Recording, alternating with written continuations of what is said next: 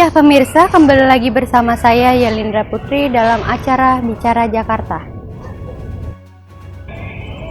Pembangunan gedung tinggi sudah menjadi pemandangan yang biasa di Jakarta. Namun, pembangunan gedung-gedung tersebut harus tetap diawasi agar tidak menyalahi aturan yang telah ditetapkan oleh pemerintah. Hukum kepada gedung bertingkat yang tidak sesuai dengan IMB ternyata sangat tegas. Tindakan tegas yang dilakukan pemerintah mulai dari surat teguran hingga bongkar paksa. Nah, terhadap pelanggaran-pelanggaran tersebut, setelah berdasarkan hasil pengawasan, kemudian dilakukan penindakan. Penindakan itu mulai dari surat peringatan, jadi diberi kesempatan kepada pemilik untuk memperbaiki dengan peringatan tersebut, bisa sampai 2 kali bahkan 3 kali, tergantung jenis pelanggarannya.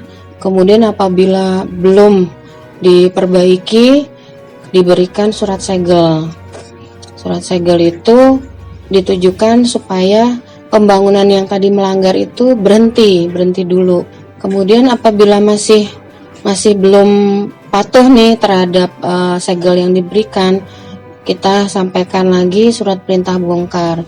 Surat perintah bongkar itu tujuannya supaya pemilik bisa membongkar sendiri bagian bangunan yang melanggar. Karena kalau dibongkar oleh Pemda nih dengan alat berat dan sebagainya, itu risiko kerusakan segala macam ditanggung oleh pemilik. Sedangkan kalau pemilik membongkar sendiri, mungkin ada material yang masih bisa dipakai, kemudian hasilnya mungkin lebih rapi gitu. Karena namanya pakai alat berat dengan dikerjakan tukang, tentunya beda hasilnya.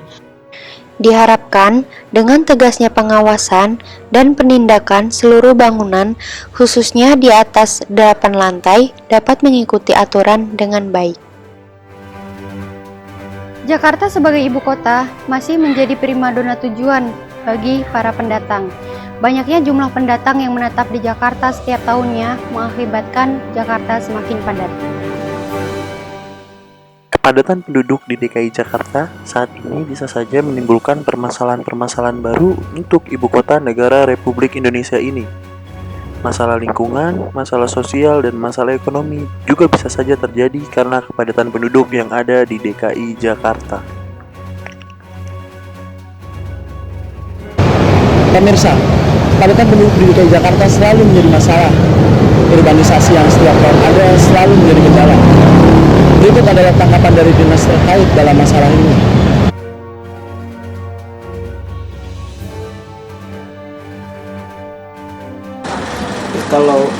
Kalau secara akademis belum pernah ada kajian khusus ya yang maksimal DKI Jakarta itu dihuni oleh berapa juta jiwa, itu belum ada kajian khususnya. Hanya saja kalau berdasarkan RUTR Rencana Umum Tata Ruang DKI Jakarta itu sampai dengan tahun 2030 itu maksimal penduduk DKI Jakarta harusnya 12,5 juta.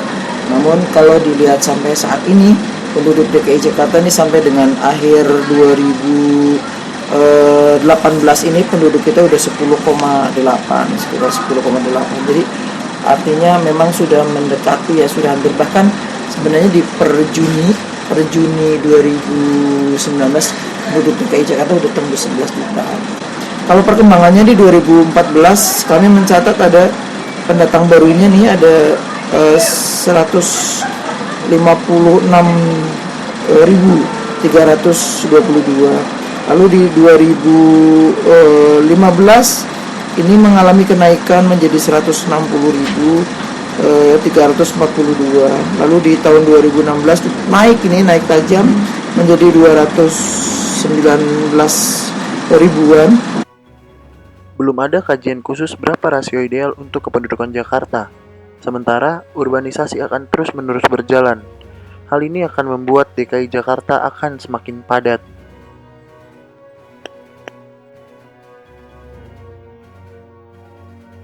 Kurangnya pemenuhan air bersih bagi masyarakat masih menjadi kendala bagi Pamjaya.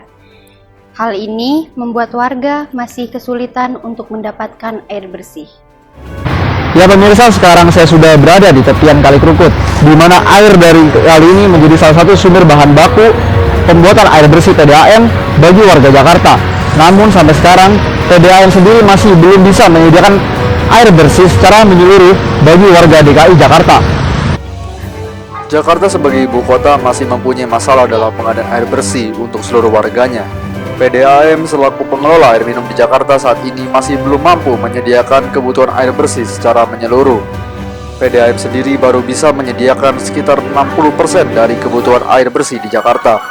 Berarti masih ada sekitar 40% warga yang belum bisa menikmati layanan air bersih. Kendala atau isu terbesar Pamjaya saat ini itu adalah pertama air baku.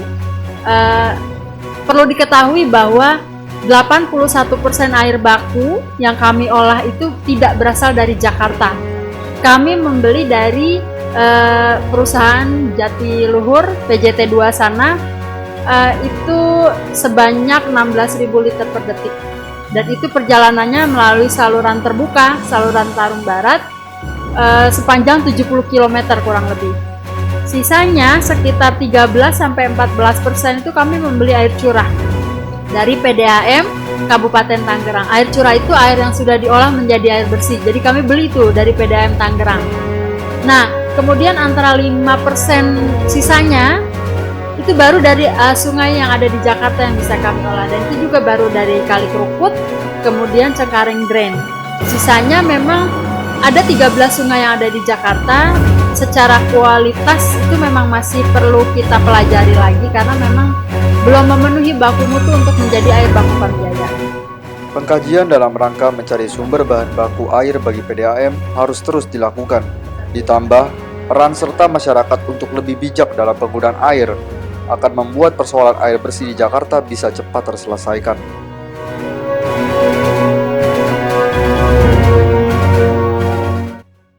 Pemerintah Kota Jakarta sedang menjalankan program NCICD atau Tanggul Pantai sebagai salah satu solusi dari penurunan muka tanah di Jakarta. Ya pemirsa, sekarang saya sudah berada di kawasan Muara Baru, Jakarta Utara. Dan tepat di belakang saya sedang berlangsung proyek pengerjaan tahap 3, pembuatan tanggul pantai NCICD, di mana proyek ini difungsikan untuk menangani masalah tenggelamnya kota Jakarta.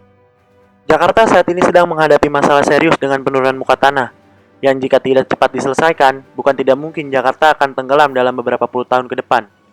Berupa tanggul pantai yang sedang dibangun bukan tanpa alasan, sekitar 44,5 km daerah pesisir Jakarta sudah dalam keadaan kritis.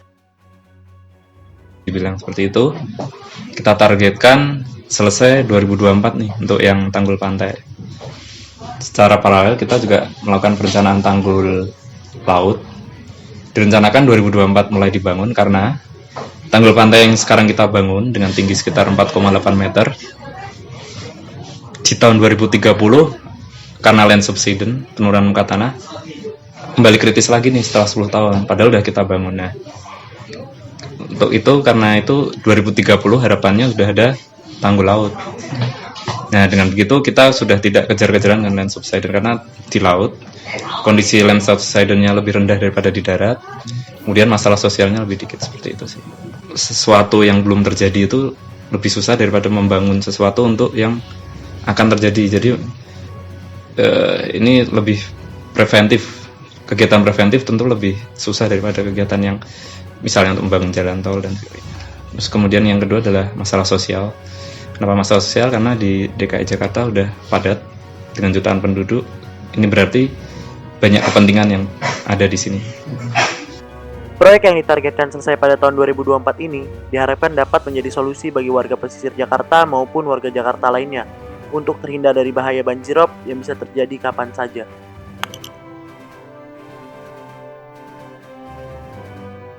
Warga Jakarta tentunya menginginkan kota yang layak huni. Maka dari itu, perencanaan tata kota harus terus dilakukan untuk menciptakan lingkungan Jakarta yang semakin baik. Sistem zonasi merupakan suatu perencanaan kota untuk menciptakan lingkungan dan suasana kota yang lebih baik. Penataan di Jakarta sendiri sudah terbagi dalam beberapa zona, di mana zona-zona ini selalu dievaluasi karena keadaan selalu berubah.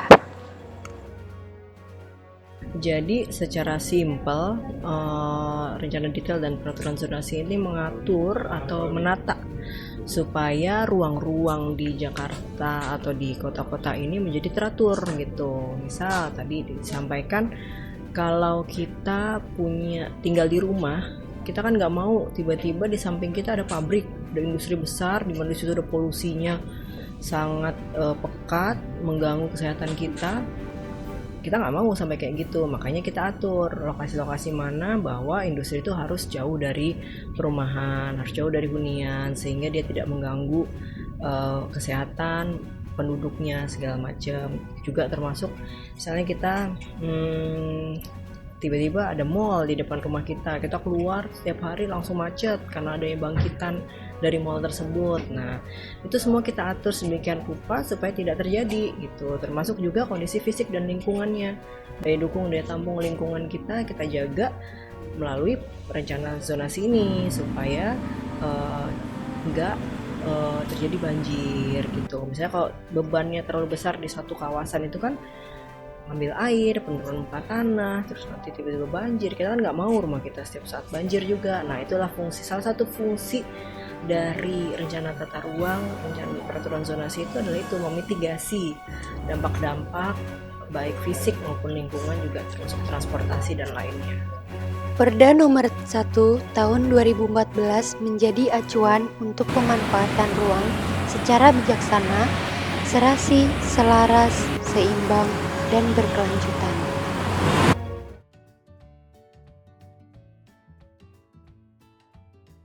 We can never get enough when it comes to discuss about world culinary destination.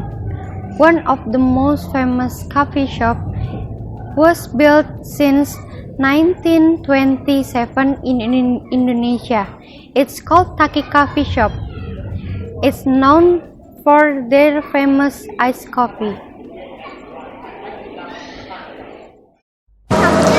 Taki Coffee is one of iconic culinary in Gang Gloria. This is the cafe specialty become the reason why tourists include the cafe as culinary in Jakarta generasi for generasi. Es Coffee Taki is not always a place to enjoy a glass of coffee, whether it's young people or adults. The distinctive feature of the place and the taste of coffee being the driving force of this iced coffee has always been the prima donna. Enjoy iced coffee. Pertama-tama kita harus menjaga mutu atau istilahnya kualitas kopi. Kalau itu kita nggak jaga ya sembarangan beli atau gimana tapi berantakan gitu. Ini pun kadang-kadang juga suka kurang bagus, bukan dari pabriknya, bukan dari saya. Masa mesti jaga. Itulah yang buat tahan sampai sekarang. Dulu awalnya sebetulnya bukan di sini, dulu awalnya di katanya engkau saya buka di petak 9 yang ada foto tuh. Ini tengah-tengah nih foto. Itu di petak ya, katanya. Saya juga belum lahir, tahu. Sejak tahun 20-an sampai 30-an ini dibangun nih gedung ini. Sewalah di sini. Itu jadi sejarahnya. Nah, jadi ini disebutnya Gang Gloria. Karena seberangnya ada bioskop. Dulu bukan bioskop. Dulu orang Belanda main biola. Main biola jadi disebutnya Gang Gloria. Itu standar kopi ini kita mesti perhatiin terus. Kita ngecek misalkan kopi ini kurang cakep kita pulangin, kita tuker gitu. Suka kadang-kadang suka tuker juga, jadi namanya nakal gitu. Jadi kurang cakep.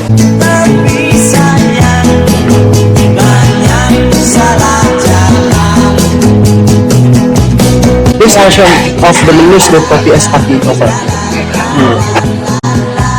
Es Coffee Taki always open every day. Come more morning and enjoy ice coffee.